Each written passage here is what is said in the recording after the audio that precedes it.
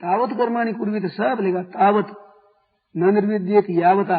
और मत कथा श्रवणा दो श्रद्धा यावत न जाए थे, जब तक न हो। तो जब तक न हो तब तक करे कर्म, तो ये क्यों करे? अब इसका विचार करना है। तो तब तक कर्म करे क्यों?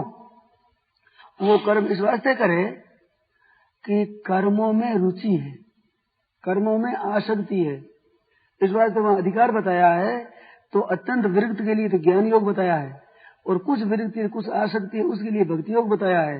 और कर्म योग वस्तु कामी नाम बताया है, कामी आदमियों के लिए कर्म योग बताया। क्यों? कामना मिटानी है ना। तो कामना किस में है? क्रिया में भी है और फल में भी है, दोनों में जिसकी आसक्ति है। तो दोनों की आसक्ति को उद्देश्य मिटा दे, कामना का उद्देश्य मिटावे, उद्देश्य बनावे अपना निष्काम भाव का, कि निष्काम भाव से काम करना, सबकी सेवा हो जाए, इस भाव को लेकर काम किया जाए। इस भाव को लेकर काम किया जाए तो वो कब तक करे? फिर कि जब तक वैराग्य न निर्विद्येत यावता, न निर्विद्येत पद दिया। तो कर्मों में और फल में जब तक आसक्ति न मिटे तब तक करे। तब तक क्यों करे? कि आसक्ति मिटाने के उद्देश्य से ही कर्म करना शुरू किया। कर्म करने का तात्पर्य ही आसक्ति मिटाने में है। आसक्ति मिटने के बाद में फिर न करे, और न करे इतना कहने की जरूरत नहीं है। मेरे तो अंतःकरण पर यह असर पड़ता है कि ठीक ढंग से करेगा तो चाहे तो ज्ञान योग में चला जाए, चाहे भक्ति योग में चला जाए। मैं जोर से कहूं तो उसके बाप के हाथ की बात नहीं, दो में से किसी में न चला जाए। हाँ, योग तो ज्ञान, ज्ञान मोक्ष भेद बखाना, तो वैराग्य होगा ही, क्रियाओं में भी होगा, पदार्थों में भी होगा। और कर्मयोग करते रहते हैं वर्षों से, वैराग्य नहीं होता है, भगवान मन नहीं लगता है, तो कर्मयोग होता नहीं। बिल्कुल पक्की बात। मैं दलील दे करके, प्रश्नोत्तर करके, विचार करके, व्यक्तियों को सोच करके मैंने देखा है, मेरे मन में जची ये बात। कर्मयोग होने में कमी है कहीं न कहीं। कर्मयोग हो जाएगा तो दो में से बात एक पैदा होगी ही, पक्की बात है। कर्मयोग के तत्व को समझा नहीं, तो वो कर्मयोग इसके लिए हुआ, तब अपने मन नहीं लगा एकांत में। तो क्या कारण है? कि अभी हमारे स्थूल शरीर की प्रधानता है, स्थूल शरीर की प्रधानता है तब कर्मी योग है, सूक्ष्मता की प्रधानता है तब भक्ति योग है, और कारण की प्रधानता तब ज्ञान योग है। तीनों का संबंध छुटा रहेगा। इस बात से स्थूल से संबंध छुटा, फिर कर्मों की बात नहीं, ये बात है। इस बात से कर्मों की बात क्या है कि संसार के साथ संबंध, क्रिया और पदार्थ के साथ संबंध है। तो पदार्थ की तो अपने आसक्ति रखनी है, क्रिया की आसक्ति रखनी है, तो पदार्थों को तो दूसरों को देना है, और क्रिया शरीर करके दूसरों की सेवा करनी है।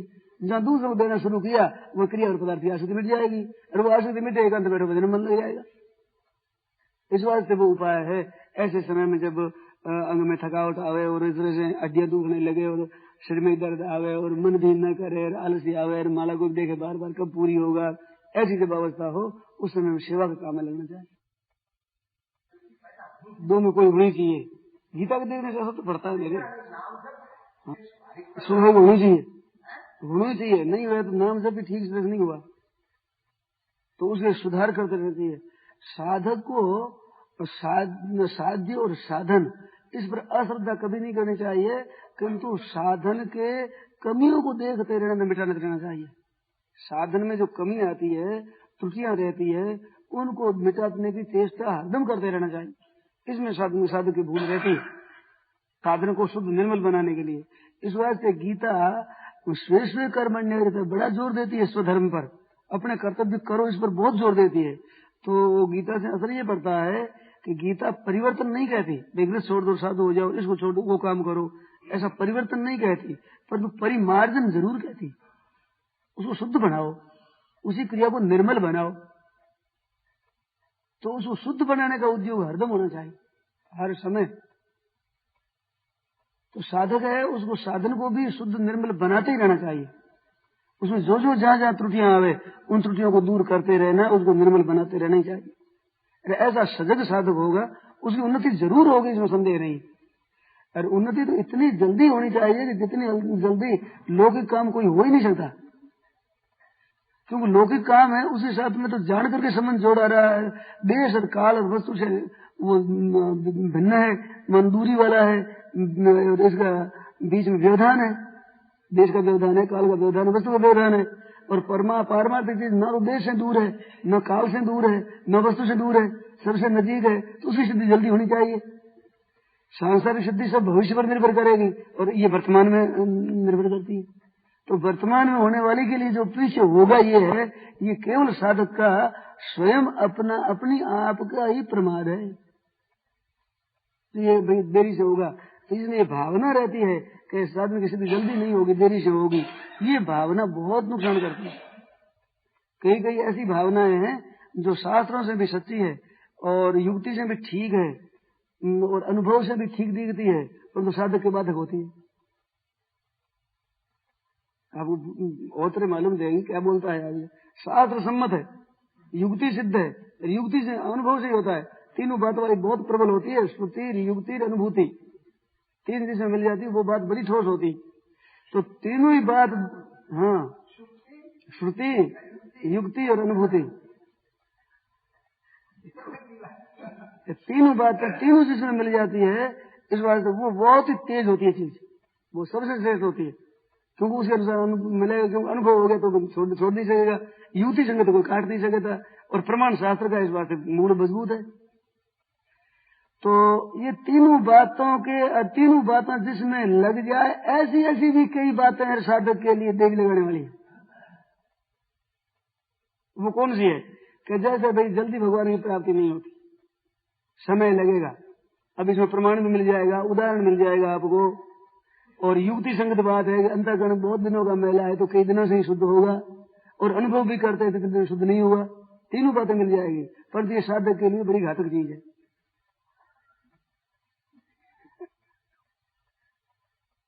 क्यों कि प्रमाण दूसरा भी मिलता है।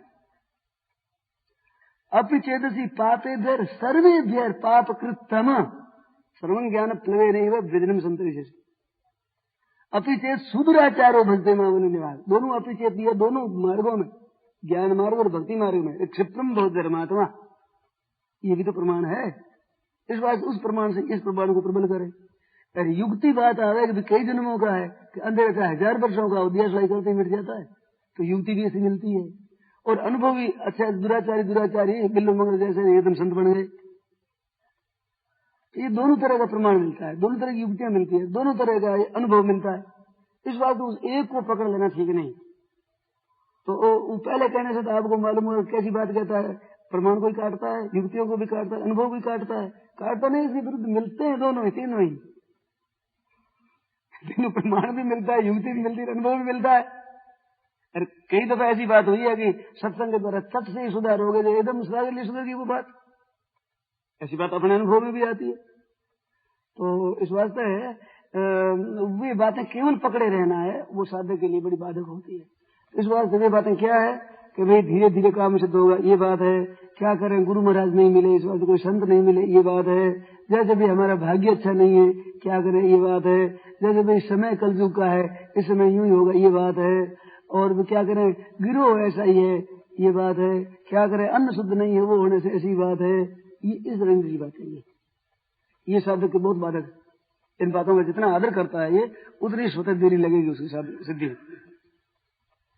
तो इन बातों का आदर नहीं देना चाहिए। कहते कलयुग है, बड़ा समय खराब है, तो खराब समय तो सिद्धि बहुत जल्दी होती है। ये भी शास्त्र में आता है कि अन्न खराब है, तो अन्न खराब है तो अन्न दूसरे की कमाई है, आपकी कमाई, आप कमाई तो खराब क्यों करते हो, साधक बने जब। तुम्हारा न्याय युक्त ठीक तरह से खट करके अच्छी तरह से, तुम्हारे लिए खराब कैसे हुआ। अपनी नीयत अच्छी करके परिश्रम करके आपने कमाया, तो फिर खराब कैसे हुआ। अरे खराब है तो साधक कैसे हुआ आप। और कहते हमारे संस्कार ऐसे, संस्कार कैसे ही हो, भगवान में लिख जाएगा, तो संस्कार में परवाह नहीं। कि गुरु नहीं मिले, तो गुरु नहीं क्यों मिले, शिष्य तुम ठीक नहीं हो, तो गुरु का भाव होता नहीं कभी। भगवान निमित्त अवतार है, संतों को नित्य अवतार माना है, कैसे नहीं मिले। शास्त्र से मिल सकता है, अंतर्गण से पूर्ण हो सकती है, संत महात्मा मिल सकते हैं। कि ईश्वर ने हमें ऐसे ही पैदा कर दिया, तो ईश्वर निर्दयी नहीं है, परम दयालु है, सूर्य है। इस बात से कोई सी बात ठीक ढंग की